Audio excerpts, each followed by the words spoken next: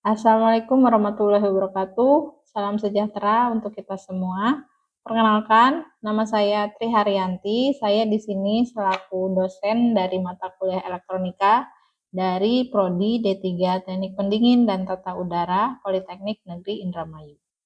Sebelum memulai perkuliahan, saya ingin memaparkan rencana pembelajaran semester atau biasa disebut dengan RPS dari mata kuliah yang saya ampu, yaitu mata kuliah elektronika.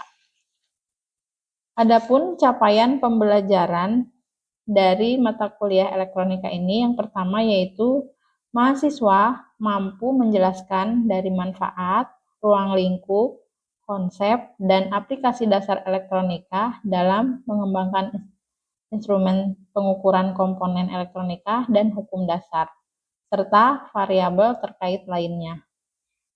Capaian pembelajaran yang kedua yaitu mahasiswa mampu mendemonstrasikan sistem kendali kontrol. Yang ketiga yaitu mahasiswa mampu memahami konsep dan penerapan prinsip pemrosesan sinyal pada peralatan elektronika RHVAC.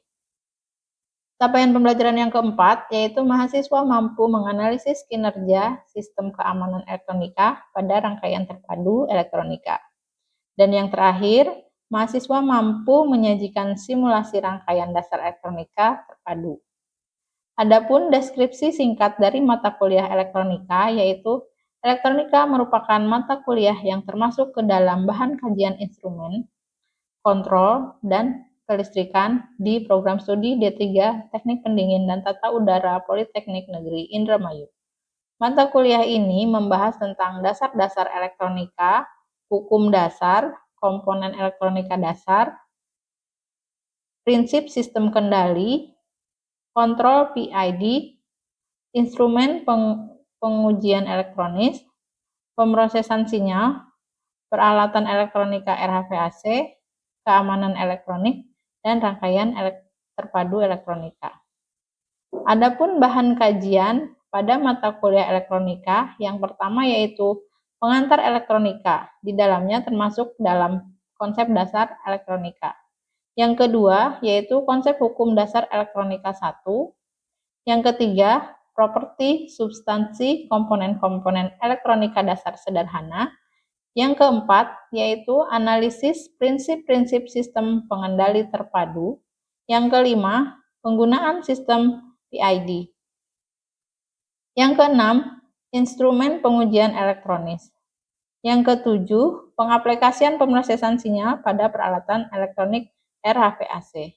Yang kedelapan, simulasi proses keamanan elektronika pada rangkaian terpadu elektronika. Adapun referensi yang saya gunakan yang pertama yaitu dari Black and Decker Staff tahun 2021 tentang The Complete Guide to Home Wiring. Yang kedua yaitu buku tentang The Electrical Engineering Handbook. Yang ketiga yaitu buku Standard Handbook for Electrical Engineering. Yang keempat yaitu buku Electronic Principle edisi ke-7, dan yang kelima yaitu Mikroelektronik Digital dan Analog Circuit Theory. Adapun kontrak kuliah dari mata kuliah elektronika yang pertama, keterlambatan maksimal 15 menit, maka akan dikompensasi, dan jika lewat 15 menit maka akan dianggap alfa. Yang ketiga, tugas dikumpulkan sesuai dengan jadwal dan akan diupload di e-learning yaitu Edlink. Yang keempat, remedial hanya boleh diikuti oleh mahasiswa dengan nilai di bawah dari 50. Yang kelima, tidak ada UTS dan UAS susulan kecuali melampirkan surat keterangan sakit. Yang keenam, tidak ada toleransi bagi mahasiswa yang masuk berita acara UTS dan UAS. Adapun bobot penilaian, yang pertama itu kehadiran yaitu 10%. Untuk tugas itu 20%, untuk kuis itu 20%, UTS dan UAS 25%. Oke, bismillahirrahmanirrahim. Assalamualaikum warahmatullahi wabarakatuh. Waalaikumsalam warahmatullahi wabarakatuh.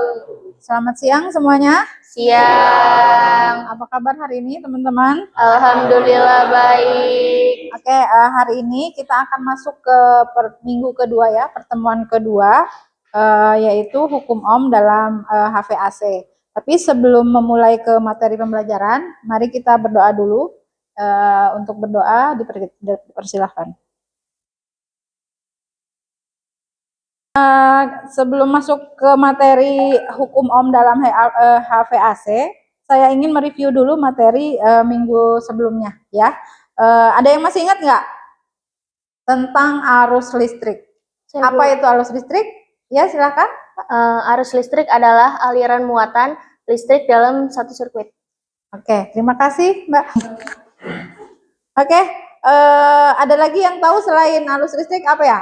Oke, pertanyaannya tegangan. Ada yang masih ingat tentang apa itu tegangan? Saya, Bu. Ya, silakan.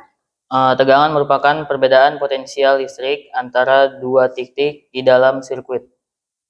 Oke, kalau komponen-komponen dasar elektronika, ada yang masih ingat nggak? Minggu lalu kita sudah bahas. Ada yang masih ingat? Ya, Bu. Oke, ya silakan, Pak. Sebelumnya komponen-komponen dasar elektronika itu yang saya ketahui itu ada beberapa. Yang pertama itu resistor, terus ada dioda, kapasitor, dan transistor, Bu. Oke, kita akan lanjut ke materi minggu ini ya. Kita akan masuk ke dalam hukum Ohm dalam HVAC ya. Sebelum kita memulai materi, saya ingin memaparkan dulu tujuan dari pembelajaran hari ini ya. Diharapkan setelah teman-teman mengikuti materi hari ini, jadi teman-teman mampu menjelaskan konsep dari hukum Ohm. Oke, yang kedua diharapkan teman-teman ini mampu menghitung, menghubungkan antara tegangan, arus, dan hambatan. Adapun tujuan pembelajaran yang ketiga, yaitu diharapkan teman-teman mampu menerapkan hukum Ohm di dalam rangkaian listrik yang sederhana. Ya. Selain itu, yang terakhir diharapkan teman-teman mampu melakukan pengukuran tegangan, pengukuran arus, pengukuran hambatan menggunakan alat ukur. Oke ya. Nah, kita masuk ke hukum Ohm. Hukum Ohm ini sebelumnya teman-teman pernah mempelajari di kelas 12 ya. Ada yang masih ingat? Kalau nggak kita langsung aja ya, kita ingat-ingat kembali. Jadi hukum Ohm itu teman-teman merupakan hukum dasar ya dalam kelistrikan yang menyatakan bahwa arus listrik yang mengalir itu melalui suatu penghantar sebanding dengan tegangan dan berbanding terbalik dengan hambatan penghantar tersebut. Kita lanjut ke konsep hukum Ohm ya. Jadi sebelum masuk ke hukum Ohm, mari kita pahami dulu ada 3 besaran dari hukum Ohm. Nah, yang pertama itu tegangan. Tegangan tadi teman-teman sudah menyebutkan ya. Jadi tegangan itu merupakan beda potensial listrik antara dua titik dalam suatu rangkaian. Nah, tegangan ini teman-teman, ini merupakan dorongan yang menyebabkan elektron bergerak ya. Jadi suatu tegangan itu satuannya adalah volt. Oke. Yang kedua, ada yang namanya arus, current ya, atau simbolnya I ya. Nah, arus ini merupakan laju aliran muatan listrik ya atau elektron melalui suatu konduktor ya. Jadi arus ini mengalir dari potensial tinggi ke potensial yang rendah. Nah, jadi satuan arus ada yang tahu? Ampere. Ampere ya. Satuan arus itu ampere ya. Oke, yang ketiga dari hukum Ohm ini ada yang namanya resistansi atau hambatan ya. Biasa simbolnya itu adalah R. Nah, jadi resistansi ini merupakan ukuran seberapa besar suatu material menahan aliran arus listrik ya. Jadi biasanya semakin tinggi resistansi, maka semakin sulit juga arus mengalir. Nah, satuan resistansi ada yang masih ingat? Ohm ya. Jadi satuan resistansi adalah ohm. Nah, untuk gampangnya dalam kehidupan sehari-hari analoginya seperti ini. Jadi kita bayangkan untuk tegangan itu biasanya merupakan kita ingatnya gini, tekanan air di dalam selang, gitu ya. Tekanan air di dalam selang itu biasanya semakin tinggi tekanan maka akan semakin kuat air keluarnya gitu ya. Nah, sedangkan untuk arus listrik itu ya, kita analogikan jika jumlah airnya itu mengalir keluar dari selang per detik. Jadi jumlahnya airnya yang keluar itu merupakan arusnya ya. Nah, sedangkan untuk resistansinya atau hambatannya itu bisa kita analogikan sebagai ukuran diameter selangnya ya. Ya, ukuran diameter selangnya atau misalkan ada hambatan di dalamnya, misalkan kerikil atau apa. Nah, itu mempengaruhi laju keluarnya aliran air. Seperti itu ya. Nah, terus apa sih analogi hukum Ohm dalam HVAC? Nah, jadi di sini bisa kita lihat kalau tadi kan kalau di selang itu merupakan apanya tadi? Ada yang masih ingat? Tekanan air. Tekanannya. Nah, kalau di dalam HVAC tegangan ini biasanya merupakan tegangan analog ya dengan perbedaan tegangan udara atau pressure dropnya ya dalam sistem saluran. Nah, jadi semakin besar perbedaan tekanan, maka semakin besar juga dorongan udara untuk mengalir seperti itu. Nah, sedangkan kalau arus dalam arus analog dengan laju aliran udara atau airflow dalam suatu volume itu per waktu ya, misalnya CFM atau meter kubik per jam. Nah, sedangkan untuk hambatan dalam HVAC ini kita analogikan dengan hambatan saluran udara terhadap aliran udara ya. Jadi ini termasuk hambatan akibat bentuk dan ukuran saluran belokan dan fitting lainnya seperti itu ya.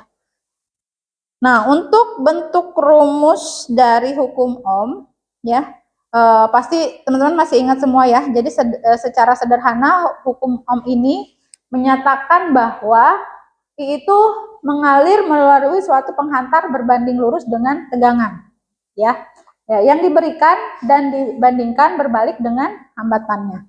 Nah, rumusnya itu adalah tegangan sama dengan arus dikali dengan hambatan. Nah, tapi jika misalkan teman-teman ingin mencari arus. Nah, ketika teman-teman ingin mencari arus, maka yang digunakan adalah arus sama dengan hambatan dibagi dengan volt tegangan ya atau volt satuannya ya. Nah, jadi digunakan ketika mengetahui tegangan dan resistansi dan ingin mencari seberapa banyak sih arus yang mengalir. Nah, yang terakhir untuk mencari resistansi atau R, maka kita akan menggunakan rumus I kali V.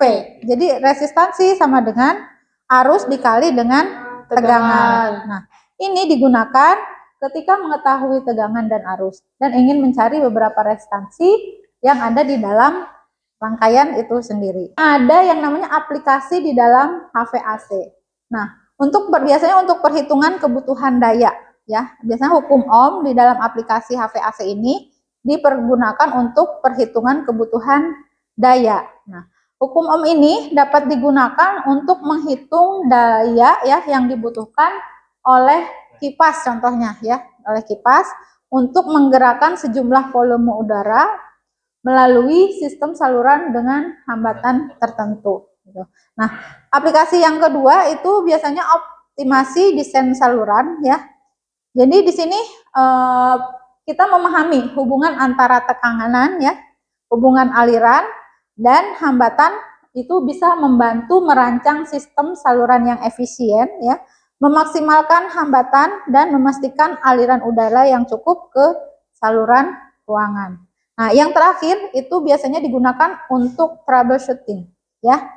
Nah, jika di sini terjadi masalah pada aliran udara, maka hukum Ohm ini dapat membantu mengidentifikasi penyebabnya. Jadi apakah karena perbedaan tekanan ya, bisa juga apakah hambatannya yang terlalu besar ya, atau kombinasi keduanya. Oke ya. Oke, itu saja untuk materi dari elektronika perihal tentang hukum Ohm. Selanjutnya karena kita memiliki 2 SKS ya, 1 materi dan 1 praktek, maka kita akan lanjut ke praktikum hukum Om ya. Nanti sini akan saya bagi job sheet-nya ya ke teman-teman. Nanti teman-teman akan mengikuti aturan yang ada di job sheet dan kita akan menggunakan Lukas Null ya untuk merangkai rangkaian hukum Ohm ini. Oke.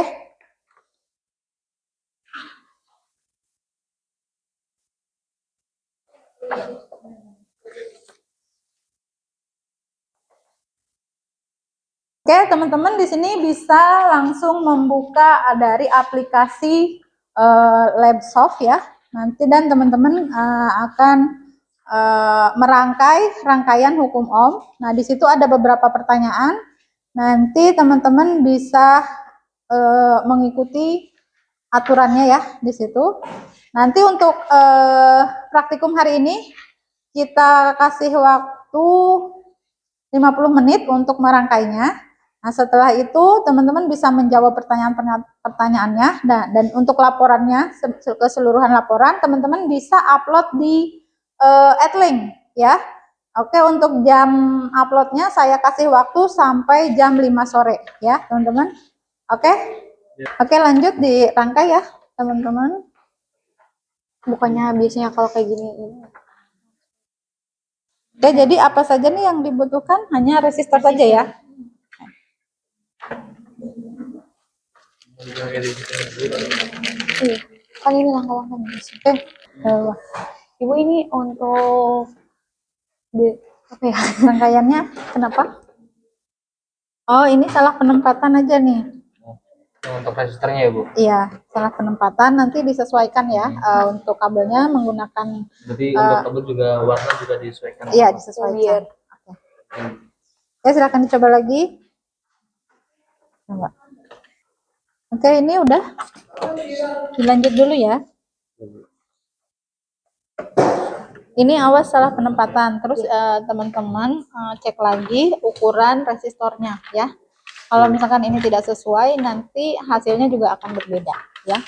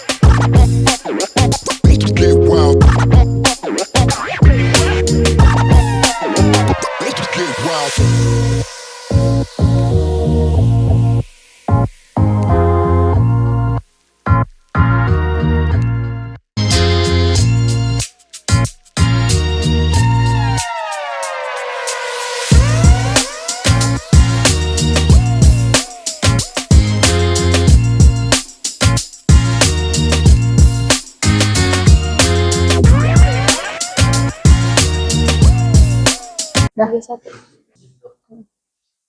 Oke, teman-teman, sudah berhasil atau belum rangkaiannya? Sudah.